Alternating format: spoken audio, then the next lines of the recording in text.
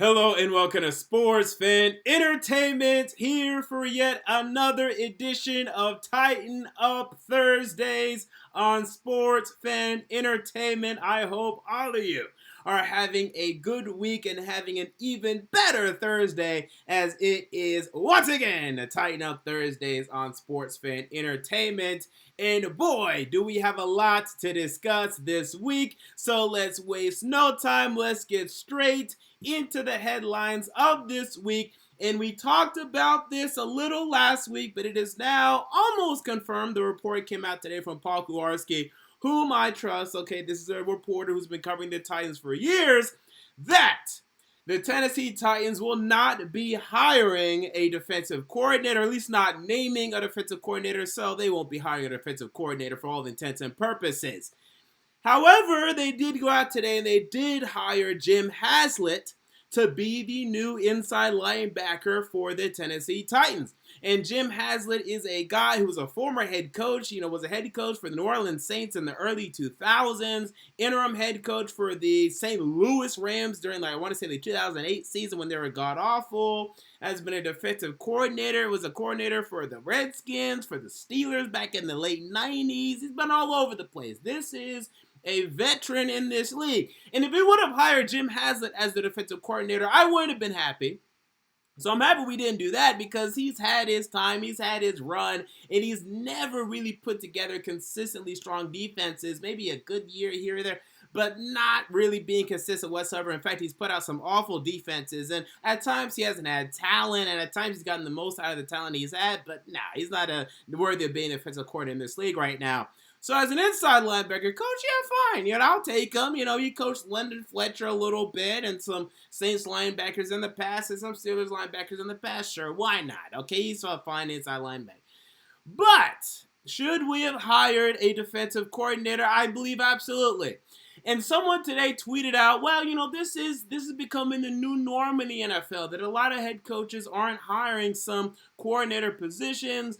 But you look at those other guys that are doing that. You have Kyle Shanahan, who does not have an offensive coordinator in San Francisco. But Kyle Shanahan is a brilliant offensive mind for the most part. He definitely has his lapses in the 28-3 debacle against the New England Patriots when he was offensive coordinator for the Falcons shows that. And then the Super Bowl we saw last Sunday shows that. But he's still a brilliant offensive mind. Bill Belichick currently doesn't have a defensive coordinator, but he's the best head coach of all time. To me, at least, to anyone's list, he's top 3. Come on. You also look at, I want to say, those are only two that I can think of off the top of my head. There's someone else. I want to say maybe Sean McVay doesn't have one right now. But everyone that doesn't have a coordinator is very strong, is very proven, someone that you really can't deny. Let me see if I can find the tweet right here real quick. That way I can just reinforce what I'm saying. But every single head coach that you see that does not have a coordinator at their side of the football, their specialty side of the football, it's normally justified. You can look at that head coach and say, you know what, they don't really need one because they're so strong on that side of the field. It's fine. That side of the field will be fine. This is not the case here. And also, by the way, the other teams are the Eagles. Okay, so Doug Peterson doesn't have an offensive coordinator. He has a Super Bowl. He's a brilliant offensive mind on his own. He doesn't need one. Cliff Kingsbury doesn't have an offensive coordinator. Now, he might need one, but he's someone that, is not proven in the NFL stage. But brilliant offensive mind from college. And even this year, the Cardinals had a decent offense, considering the fact they had very young weapons offensively, and their offensive line is just god-awful. So, and then also the Vikings have co-defensive coordinators. But, those are all proven circumstances. Mike Vrabel, he was a defensive coordinator for 1 year, and he was awful. His defense was the worst in the league, gave up the most points in the league, was 20th in terms of yard allowed, was 27th in terms of takeaways. His defense was awful the 1 year he was in charge of the defense. This guy's not proven as a defensive coordinator, and that was one of my biggest problems when we hired him as a head coach, but he's turned out to be a pretty good head coach. But now you're asking him to take on more responsibility to take over the defensive side of the football. And I look at, so I started looking at names like, who could we have hired? this week, right? Because, we're late in the game. We made the AFC Championship game, and as a result, Dean Pease wasn't able to retire until after that. Although, Mike Vrabel should have known, look, Dean Pease is going to retire. I need to have a replacement. I need to be calling some guys already. And that's not tampering. And maybe it is technically, but who cares? If you pick up the phone and you call some head coaches, not head coaches, maybe even some head coaches, honestly, that are about to be fired and say, yo, dog, look, man, I hate to break it to you, but you're probably going to be fired. And when you do, just hold on because Dean Pease is going to retire. He already told me I'm the DL. Just hold on. And then y'all will have the coaches bond and coaches trust where it's not going to matter. You're not going to get in trouble for that. You can hire them after Dean Pease retires. But regardless, this week you could have hired Marvin Lewis. Marvin Lewis would have been a beast for this team. He took a job this week, 2 days ago, to be the defensive coordinator, co-defensive coordinator, so not even the sole defensive coordinator, the co-defensive coordinator for Arizona State, coaching under Herm Edwards. So I don't know why they have all those old NFL coaches over there in Arizona State, but whatever. Marvin Lewis would have been a beast.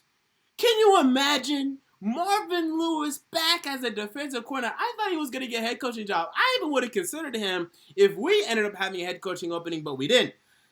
Marvin Lewis as defensive coordinator for the Tennessee Titans would have been a boss move, a great move. He would have came in and really helped this defense, really turn some of these cornerbacks like Adoree Jackson into finally being an elite cornerback, help Harold Landry ascend to being an elite pass rusher and get a lot out of this unit and also help Mike Vrabel with some of his decision making. That would have been a beast hire. I look at Perry Fewell, who was the defensive coordinator for the New York Giants during their 2012 championship.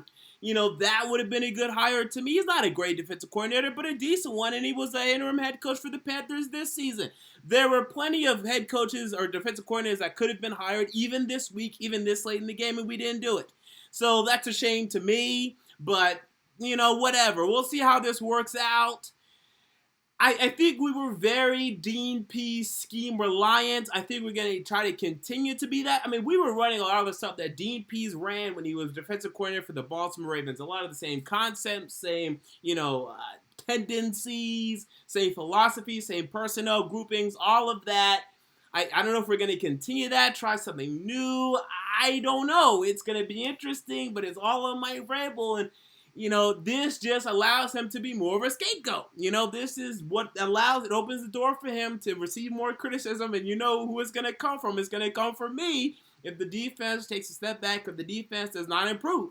Because I want it to also improve. I don't want it to just be the same it was last year. I want the defense to improve. I want to have an elite defense. We don't have to have one. I'd love to have one. But I want at least a good defense. And by the end of last year, it was not a good defense. It was good against the Ravens and the Patriots, but awful against the Chiefs. And we saw how many issues it had against the Saints and, other teams as well. So we'll monitor this situation.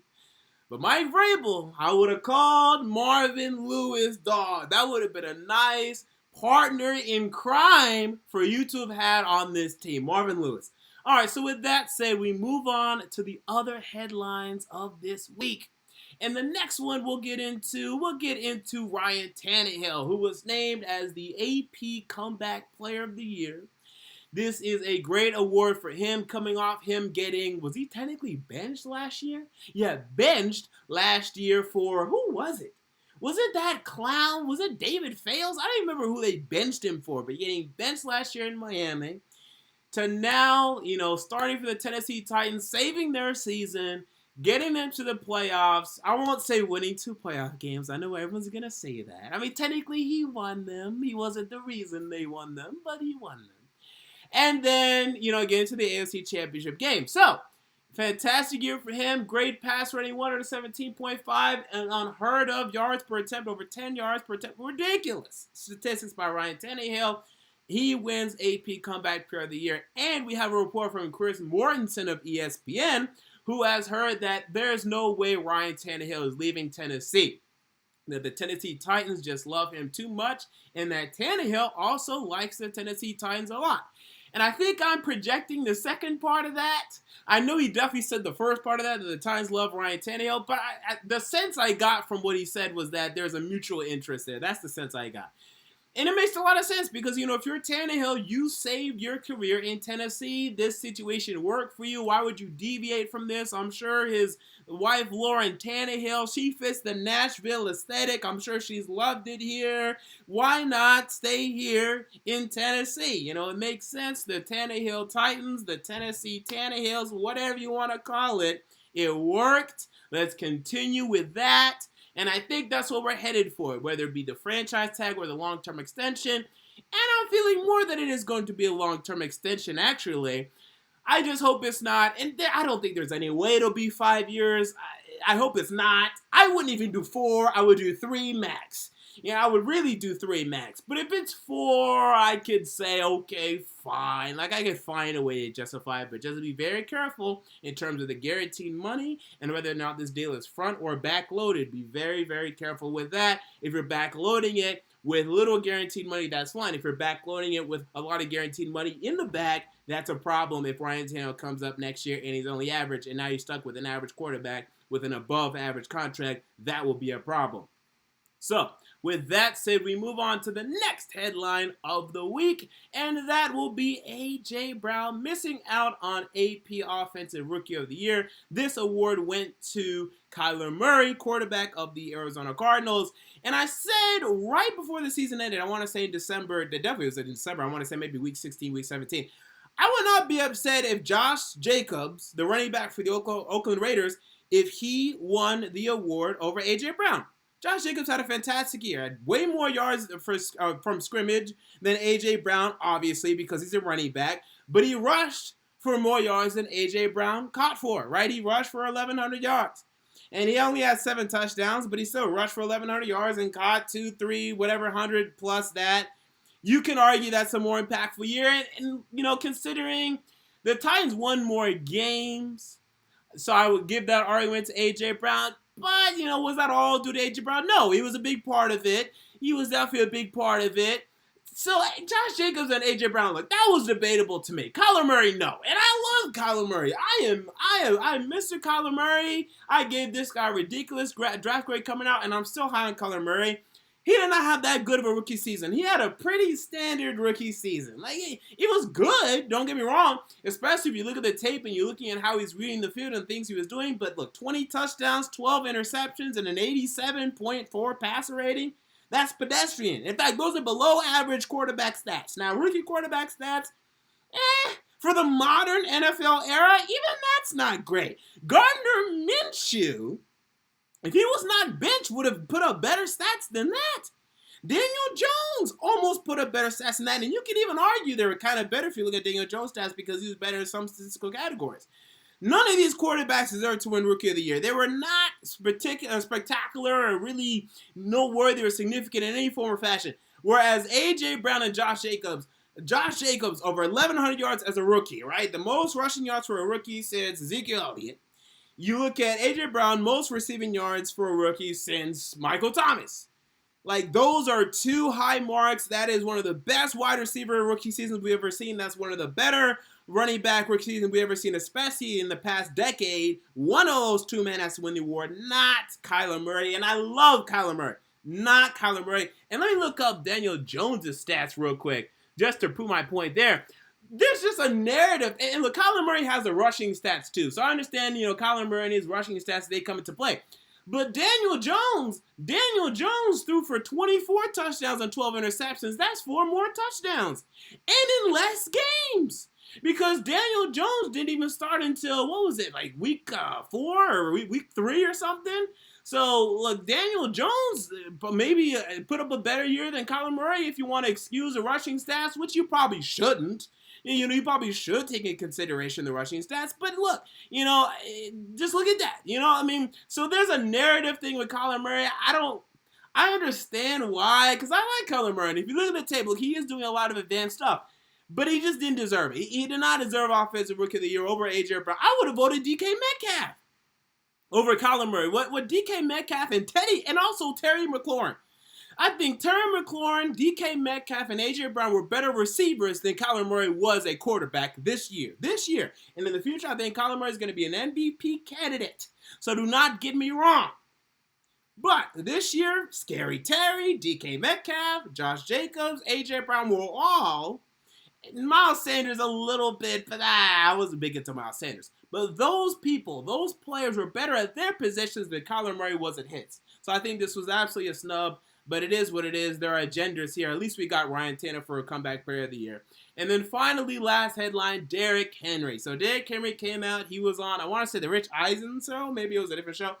But he said, he was just doing the whole media gauntlet. I was surprised that they wanted to have Derrick Henry on. But they did. Okay, so that's some, nice coverage for us. And Derrick Henry said that he, when it comes to these contract negotiations, that for him, Ezekiel Elliott's contract, that is the floor, and that is a 6-year, $90 million contract. That is $15 million a year for those of you who are keeping score at home. $50 million of which, by the way, were guaranteed. Now, look, this is all talk, okay? It's all talk, and God knows these running backs love to talk, okay? They love to talk when it comes to these contract negotiations, which is why the Le'Veon Bell contract negotiations went to hell, which is why the Ezekiel Elliott, even though he got paid, even though those were problematic as well, Todd Gurley, they just paid Todd Gurley. Todd Gurley really wasn't much of a problem. But Le'Veon Bell, Ezekiel Elliott, those were problems. Extending those guys were problems. And you look at Ezekiel Elliott, look, he didn't get his money's worth this year. He was still good. He didn't get his money's worth. Todd Gurley did not get his money's worth. He still got this amount of touchdowns. He did not get his money's worth. David Johnson certainly didn't. And Le'Veon Bell came on at the end of the year, but he didn't get his money's worth. So you can keep talking about Ezekiel Elliott's contract's the floor. Are the Cowboys loving that contract? Are the Rams loving their Todd Gurley contract? Are the Cardinals loving their David? They're going to release him. I think they already released him.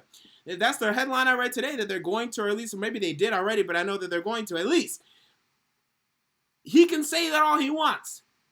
It's going to be a contract standstill, but when he goes to the market, no one's giving him that. No one's giving him that. No one's that desperate. No one's that stupid. Maybe the Miami Dolphins will be the only team I can see being that stupid, and even I don't think they're that stupid. I think even the Miami Dolphins will recognize, we can't pay him $50 million a year for 5 years. That's ridiculous. For 4 years, maybe. Maybe. It may be 4 years, $60 million, $30 million guaranteed, 35. I would actually kind of be into that. But 5 years, no. You better move out here with that foolishness. You better move away from here with that foolishness. That is ridiculous. Okay, there's no way we're talking about no 6 years, especially for Ezekiel Elliott. God, no. 5 years, I still say, it's 4 years, it's $60 million, and it's $35 million guaranteed. Take it or leave it. That's the contract to me. If you want to get paid as much as Ezekiel Elliott, that's fine. You're not getting more years than him. You're not getting as many years as him. That's ridiculous. So we'll see how these contract negotiations go as more news comes out, but that's what we have right now.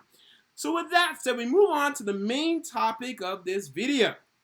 And that is the cap situation for the Tennessee Titans. So, the Tennessee Titans are right now, and they just signed some future contracts, and they just signed some random tight end, but they are projected to have $50 million in cap room, okay?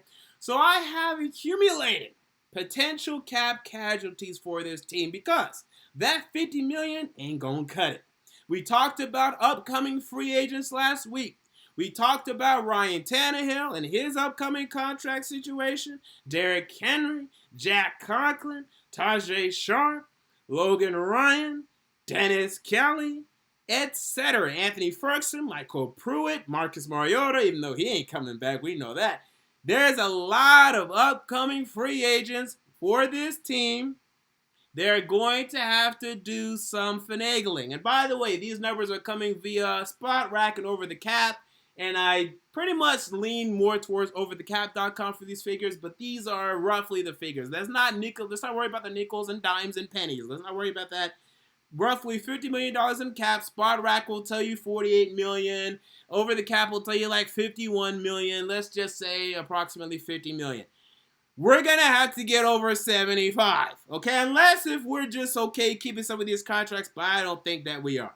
So with that said, let's start from the top to the bottom. I have compiled a list of which is scrolling across the screen now of the contract situations that are viable to be cap casualties. To me, okay, so I missed, I definitely did not list everyone here in terms of just all the contracts on the team, because I just, from what I see, and I already put names on here that's not going to get cut anyway, but I just use my practicality to say, look, if a guy has, and in the case of Malcolm Butler, I can't remember his contract specifically, but Malcolm Butler is like a $13 million cap hit, let's say. I can't remember the exact numbers. But, cutting him would only save $4 or $5 million. They're not going to cut him. That just doesn't make enough sense. They're not going to do it. So I excuse situations like that. I excuse situations where they're not going to save enough money by cutting guys. And just situations where it's just like less than $1 million. Like, what are we talking about? Like, let's not have that conversation. These are the significant ones, the possible ones, and even a lot of these aren't even really possible, but let's just discuss them as shortly as we might. So let's go ahead and start with that, with offensive tackle Taylor Lewan, whose cap number, and by the way, the first number you see is the cap number, not how much they're getting paid this year, but in terms of base salary and all that. The cap number, that's what we care about. This is a cap conversation today. The cap number followed by the amount they will save by cutting the player. Okay, the amount they will save by cutting the player, the amount that will be added to the cap space if they cut that player. So, we start with Taylor Lewan, who has a cap number of $18.2 million, and the Titans will save $11.6 million if he is released. That's a lot of money, and that's why he's listed here. They're not going to cut him, okay? At least I highly doubt it. I would still put him there because I think it's a possibility.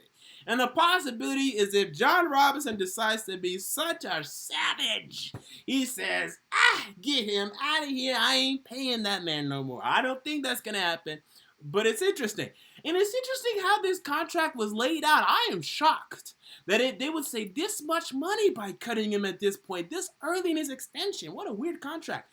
There must be a lot of guaranteed money in the back end, which may hurt us later on. But no, he's not going to get cut. He'll be still on the team. So let's go ahead and remove Taylor Lewan from this list. He's not going to be cut from this team. Jarrell Casey. As Mike Casey would say. So, he had a great game against the Baltimore Ravens. He was the Ravens, right? Not the Patriots. I want to say Ravens. Yeah, against the Baltimore Ravens. Great playoff game against the Baltimore Ravens. This season was not worth his cap number. And his cap number for next season is $13.387 million. And cutting him would save $10 million. Woo! That's a conversation. You have to ask yourself, who is more valuable? Because who can you get for that $10 million? That $10 million is going to be the difference in if they let go Conklin or Ryan or Henry. Because one of them's getting let go, maybe two of them, maybe three, but maybe two of them. If you let go of Casey, you can keep three of them. And even all of them you could keep. Especially with the names I'm about to talk about coming up. You can keep all of them if you cut Casey. But I wouldn't do it. I think you stick with Jarrell Casey. And this is why I would not have extended him the 2 or 3 off seasons we did. I want to say it was the off season of 2017 we extended him. I thought we extended him too early. He was not scheduled to be a free agent until I want to say either 2019 or this upcoming off season. If you would have, I think, let's say it was this off season, you could extend him right now for a lot cheaper than the deal you got 2-3 years ago when he was a Pro Bowler. He's not playing a Pro Bowl level right now. But I think you have to keep him. He's a great leader in this locker room right now. He appears to kind of be on the decline. But I think if you get a little more help front, he'll afford you a little bit more than he did last season. I think he still has some more juice in the tank. So keep Jarrell Casey. But he needs to watch his ass because next season, again, he can get cut. And there's a lot of money that will be saved by that. And I may not be as forgiving next season. So we move on to Adam Humphries. So Adam Humphries, $9 million only $2.48 million in savings if you cut him. Look, the cap number is too high. We got a slot corner for this number. Last year I was happy with it. Now I'm not. It's funny how things work, right? I'm not happy with $9.9 million for a slot wide receiver who barely played this year. But I think he's going to show more value in the future. And you barely save anything from cutting him. So, yeah, he can stay on the team too. Adam Humphries is fine. Now we get into the nitty-gritty. And we start with Daquan Jones. Now, Daquan Jones wasn't awful this year. In fact, it was one of his better seasons for this team. He consistently made a decent impact against the run. He consistently, and that's pretty much it. That's all he does. I'm not going to say he got a pass rush. What are you talking about? Daquan Jones getting a pass rush. Have you lost your mind? He ain't getting no pass rush today. So, Daquan Jones is what he is. He's decently strong against the run. He's able to help in the run, help Jarrell Casey and Austin Johnson and etc. up front and Jeffrey Simmons up front. That's what he's able to do. But is he worth the $8.3 million against the cap, or would you rather save that $7 million? And again, we're talking about an offseason where Tannehill's you gotta free up quarterback money. That's quarterback money. You gotta free. Right now, we only have $50 million. We haven't saved squat. Okay, we haven't saved squat. We only can afford to bring back Tannehill and sign no free agents, or bring back, or it maybe sign like a couple cheap free agents, or bring back Tannehill and Henry and sign no free agents. We have to let go of Conklin, let go of Logan Ryan, let go of a lot of those other little players and sign a little free agent or two, and then the draft space, and that's it. We got to cut some players. We got some players that we got to cut. Daquan Jones, with Jeffrey Simmons now on this team, and with Jeffrey Simmons expected to rise, and I think we can get a nose tackle for cheap. I think Danny Shelton will be available for cheap. I think Michael Pierce will be available for around Daquan Jones money. And maybe Danny Shelton might ask for Daquan Jones money, but I think he's a better player. I say goodbye to Daquan Jones. Look, it's been nice knowing you. Kind of. I don't know. He's never been a big playmaker for this team. Let's stop capping. Let's stop lying to ourselves. I don't think he's really going to be missed. So I say goodbye to Daquan Jones and save that $7 million. And look, who would you rather have right now? I'm looking something up on the side right here. Who would you rather have right now? Because that $7 million, guess who's going to go to? Logan Ryan. Would you rather have Daquan Jones or Logan Ryan? Because I think Logan Ryan's going to sign for $8-9 million a year. So not quite the same, but you can make up that $1-2 million. That's not a big problem. Would you rather have Daquan Jones or Logan Ryan? I'd rather have Logan Ryan. I take the Daquan Jones money and I give it to Logan Ryan. That's what I do, and a little bit more. Next, we have Cameron Wake. So I looked at this contract last year and I was fine with it because I said, look, even though I don't think he's going to last long in this league, he might have 1 or 2 more years left. There's not much guaranteed money. We can cut him whenever we need to cut him, and now we need to cut him, right? $8.255 million against the cap. If you cut him, you save almost $6 million, $5.5 million. See you later, Cameron Wake. It's been nice knowing you for the 2 weeks you played, or however many weeks, only 2 weeks I remember. It's been nice knowing you. Thanks for that beast game against Cleveland. Okay, thank you for that. See you later. And some of the veteran leadership you might have had in the locker room, it was great. But you cannot justify with all the people we got to bring back Cameron Wake, who was already irrelevant this year. Outside of the first couple of weeks, goodbye to Cameron Wake. So that's $6 more million. So let's keep track here. We've saved $7 million and we saved $5.5 million. Let's keep a calculator running. And can I keep that on the screen? Yeah, I'll add that to the bottom here. Yeah. I'll actually add that. So we say 57 plus the 5.5. That'll put us at 62.5, roughly $62.5 million. Okay, $62.5 million. I put it on the ticker. It's gonna scroll by in a minute. So We move on to Delaney Walker. Delaney Walker. $8.085 million against the cap. Cutting him would save $6.42 million. After him breaking his ankle at the end of 2018. Not even at the end of 2018. It was like in the middle of 2018. And even at the beginning, actually. Yeah, it was week one. After week one, he broke his ankle. And then in the middle of this season, that ankle flared up. Gave problems. He couldn't get quite right. And when he was on the field, it looked fine. But the ankle flared up, man. It gave him problems. It started flaring up. They had to put him on IR. He's getting up there in age. Oh, man. I'm sorry. I'm sorry, Delaney. I gotta do it to you, man. And by the way, I'm assuming that these players are not going to sign restructured contracts. And they could. And I believe they're going to walk up to Delaney Walker and say, look, we want you to restructure this. And if they do, look, fine. Maybe they could cut this $6 million down to 3 or 4, and then they keep him at that number. But just for this video, we're just either keeping you or we're cutting you, and that's it. We're not doing any restructuring because that's a lot of assumptions that we can make. Delaney.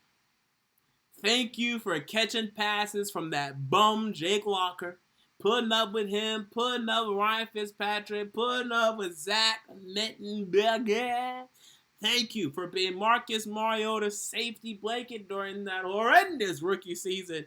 Not his rookie season. His rookie season was good. But in which he had to throw it to Dorial Green Beckham and all this nonsense and clownery, tomfoolery. Thank you for all of that. But your services are no longer required.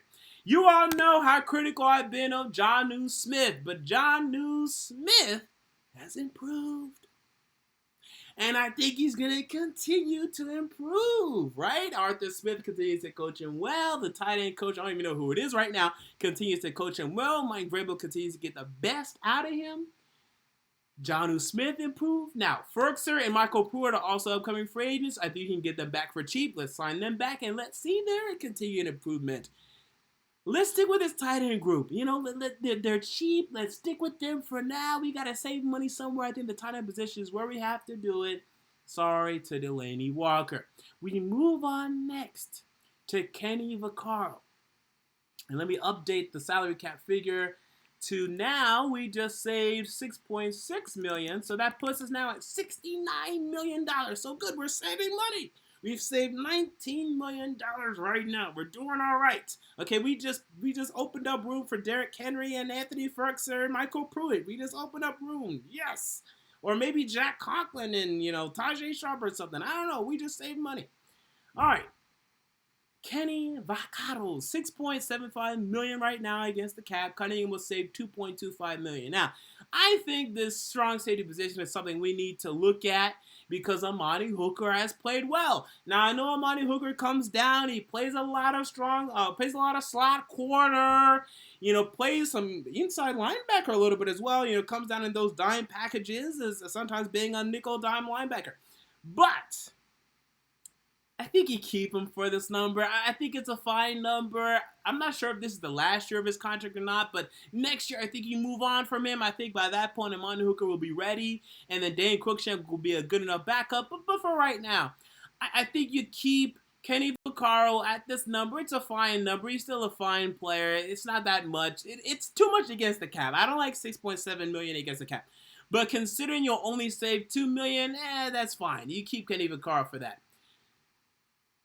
Dion Lewis. Okay, Dion Lewis. See you later. Dion Lewis, bye. And look, he's only 5.163 million right now against the cap. But you save $4 million by cutting him. Oh, that's Anthony Ferkser and Michael Pruitt right there. That's Ferkser and Pruitt right there. Get rid of him. Pick up David Johnson for cheap. Pick up some stupid receiving running back in free agency for cheap. That's your move. David Johnson, probably not, because he's old and he looks like he's slowing the hell down. But even Johnson? I don't know. But, you pick up some nice, cheap little receiving back. Deion Lewis, look, he stinks. We just got to call it what it is. He's no running threat. He doesn't do anything against the run. No more Deion Lewis. I'm tired of Deion Lewis. Forget about Deion Lewis.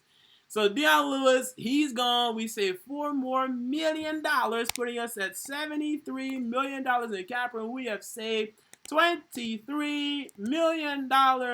We're doing well. And then we get to Ryan Suckup, the worst Ryan on this team right now. And this is an interesting one, and this is one that people aren't really talking about, and I get it because we're only talking about $2 million in potential savings. But it's still an important one. So Ryan Suckup, do we keep Ryan Suckup for $2 million against the cap? Or no, $4 million against the cap and $2 million in savings? This might surprise some of you, but I'll say yes. Because I've seen a lot of NFL teams lately release kickers after a down year and they regret it. Robbie Gould was on the Bears, right? So the Bears released Robbie Gould too early. He went to the 49ers. He's been doing well. The Seahawks released Stephen Hauschka too early. He went to the Bills and he's been doing well. I thought that who was another team I can think of? Those are the main examples I can think of. Where teams have, hey, look, Hauschka had a little bit of a down year. Seahawks let him go too early. And then also the other team I just mentioned. With these proven kickers, they might have a down year, especially with Suckup, and he had a knee injury. He was on IR to start the year. Look, just get him a healthy offseason. Let's see what he can do. I'd be very careful because, look, we went down the Greg Joseph road and all that, and that was fine. He didn't have to kick a field goal, and he had to get one finally in the AFC Championship game. But I still like Suckup. I would just see, if you go into the offseason with him and he stinks, okay, cut him in OTAs. But give him, a little bit because when he's been healthy for us, he's been good. He hasn't been great, but he's been good. So I like Ryan Suckup. I don't think we need the extra $2 million. I keep Ryan Suckup for that. So with that said, we look at the cap casualties. Let's make a final list of what were my cap casualties. So we cut, initially, we cut what? Daquan Jones. We cut Cameron Wake. We cut Delaney Walker. We cut Deion Lewis. And was that it? Was that everyone we cut? I think that's everyone we cut. If I forgot a name already, let me know. But I think that's everyone we cut. And I think these are the 4 that you're looking at. I really do believe you might look at it. If anyone that I did not list that would actually show up here, I think it might be Ryan Suckup. They might just say, see you later to Ryan Suckup. But I think those are the 4 that you're really looking at this upcoming offseason, and that'll bump our projected salary cap from, again, $49, $50 million to $73, $74, $75 million. And then maybe you might have some restructurings in there, and then maybe they can get a little higher, a little lower if they decide not to cut a Daquan Jones or a Delaney Walker and they restructure. Of the 4 I mentioned, they're not going to restructure Cameron Wake. Cameron Wake's gone. They could restructure Jones, Walker, or Lewis, right? They might restructure those, and if they do, then they still would, increase their cap space, but not as much as I projected if they were to just straight up cut them. So that's something to look out for. $73 million in caps, So again, if you're talking about the big 4, you're talking about Ryan Tannehill, Derrick Henry, Jack Conklin, and Logan Ryan. That's enough to re-sign all of them and not sign any free agents. No free agents for you. If you re-sign all of them, no free agents for you. Just some nice little trickle free agents. But, that's about it. No better than the free agents we'll be letting go. Anthony Ferguson, Tajay Sharp, etc. No better than Dennis Kelly. No better than them. Maybe you can get like a nice piece. Maybe you can get like a little Danny Shelton. But that's about it. You're not going to get a lot in terms of free agency. Now, I think we're going to let go of Jack Conklin. I've been on the record saying that. But look, if you keep, if you let go of Conklin, then, now you have more room to potentially go out and get a guy that I wanted, Jadeveon Clowney. Or, some other big piece or pass rusher that we could use. Vic Beasley just got released. Or at least he didn't get released, but the Falcons said they're not going to bring him back. That's a potential option. I don't think it's going to be very expensive, but there will be a price to pay there. So maybe you can get him on a little prove-it deal. That'd be really nice. So this is what we're looking at in terms of potential cap casualties. Tell me your thoughts in the comments in the chat. I'll move to the chat real quickly. Only 5 minutes of chat time, and then I'll get out of here because I have some stuff to do tonight. And yeah, let me know your thoughts on cap casualty, other stuff. Let's hold off on potential draft picks, potential free agents, because I think I'll do potential free agents next week. I think I'm going to do potential free agents next week. I think next week is the week I'm going to do potential free agents. So let's hold off on that. You know, there's going to be plenty of time. We're here every week, people. We're here every week. Let's not talk about everything every week, all right? Let's hold off on some discussions. But I think we're talking about these 4 cap casualties. And, you know, I think they're going to start, you know, trickling these in. In the next couple of weeks, you'll see a lot of these cap casualties really go down. And then right before that free agency period begins, for sure. So these are definitely the ones to look at. So I'm pulling up the chat right now. If you're experiencing a lag, that is why. And then we'll answer some questions. And then we will get out of here.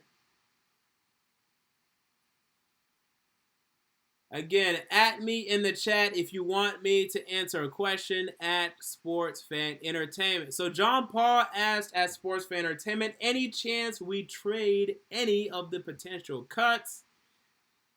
None of the ones I listed. Unless if maybe a team like the Patriots would really be interested in Delaney Walker, but I feel like of the 4 I listed, teams would just say, yeah, we'll just wait for you to cut them. We're not going to give up assets in order to really acquire those pieces. Unless if, so I listed Jarrell Casey. So I can see Casey being traded.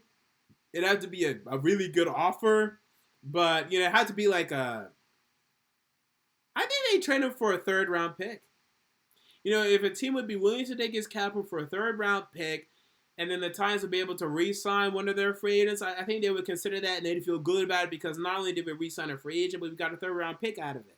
You know, I don't think they're going to cut Casey for nothing. I think that, and, you know, you get cap space out of it, but I think they'd be more incentivized to do it if they got like a 3rd-round pick or something. I don't foresee that. And I really don't foresee any trades until they happen because not many trades happen in this league. But that'd be one thing to look out for. So I will look out for that. Again, if you have any comments, questions for me, at me in the chat at Sports Fan Entertainment. We have some thoughts on Brady. Yeah, this guy says, I am Tube01 says, at Sports Fan Entertainment, put me on the record. We are getting Brady. I don't see it. I think we're bringing back Tannehill, and I think that's the end of the discussion. Carl Atkins says, at Sports Fan Entertainment, should we trade Butler? He wasn't that good. You know, if a team wanted him, I mean, I'd love to unload that Malcolm Butler contract because, honestly, either you could draft and I don't know if I really want to draft a 2nd or 3rd round corner right now. It depends on how many needs we have going into the draft because you have to get through all this re-signing and free agency nonsense. However, if we, you know, fill enough of those needs that we have right now, I would totally be into the idea of trading Malcolm Butler and drafting a young corner. I think a young corner can come in and play just as well as Malcolm Butler played for us last year. The only thing Malcolm Butler that brings to us that's even close to being worth the money that he's worth is his physicality, his leadership, and I think he definitely does bring that. You know, he definitely does bring leadership. This is a Super Bowl champion, a guy that made a Super Bowl winning play, and people respect that. Players respect that. So I definitely think we would miss that, and I think that's valuable to us. But look, if someone wants to take him, that's absolutely. And as Steelers fan one Steelers fan one, he said in the comments that that the Eagles are interested in Logan Ryan. You know, maybe you say, how about Malcolm Butler? You know, you can get Malcolm Butler for a trade. Would you be interested in that? I don't think that they would be. I don't think anyone would be interested in Malcolm Butler trade at his contract. But it's worth a try. It's worth a shot. But again, with NFL trades, people love to talk about trades, and I get it. And I might make even a whole week's video, you know, with the main topic being potential trades. They don't happen. You're not going to predict them. Good luck. You know, it's just, unless if you're hearing definitive rumors on something, it's just not going to happen in this league. In the NBA, it happens. NFL, it don't happen. And if it does happen, you're not really going to hear much about it before it happens. It'll just happen. So that's something I would just think about. Just a couple more, and then we will get out of here. I wanted to keep this under 45 minutes. So just one more. One more comment, one more question at Sports Fan Entertainment in the chat. And that will be that. Or maybe I can scroll up and see if I can find one a while back. In fact, yeah, Comic God. We'll get to Comic God. So Comic God said, as for fan entertainment, I believe Delaney Walker should have his deal restructured because we are very deep in the time position, and he knows that.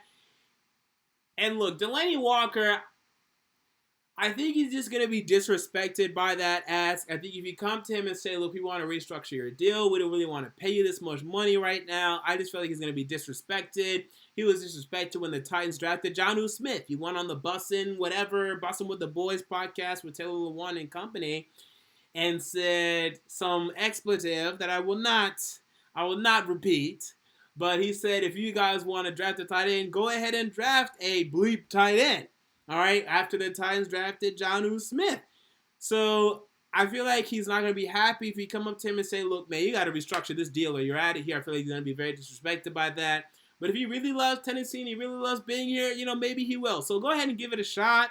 And I would love to have him back at a restructured deal, but it has to be a restructured deal. And when you go to next year's depth chart, he's number 2 on the depth chart. When you start next year's depth chart, he's number 2 on the depth chart. He needs to be okay with that. But if he is, then okay, go ahead and ask him to restructure and try to bring him back. So with that said, that's going to do it for Titan Up Thursdays here on Sports Fan Entertainment. I think next week we'll do potential free agents. We might do potential trades, actually. We'll see. I'll pick one or the other. And we might have to tailor our free agent discussion, actually, because we have a lot of... I don't think we're letting go of Tannehill, but let's say we let go of Tannehill. We have to talk about quarterbacks. We have to talk about running backs. So I probably will split up the free agent discussion. So maybe we'll start the free agent discussion next week and look at quarterbacks and running backs. I feel like that would be a good thing. Or maybe just offense. Maybe offensive free agents and the defensive free agents. I think that's a good idea. Look at I'm coming with good ideas on the top of my head. So unless if I do trades, that's probably what I'm going to do next week, so look out for that video next week. Until next time, this has been MJ of Sports Fan Entertainment, and I'm out. See you all later.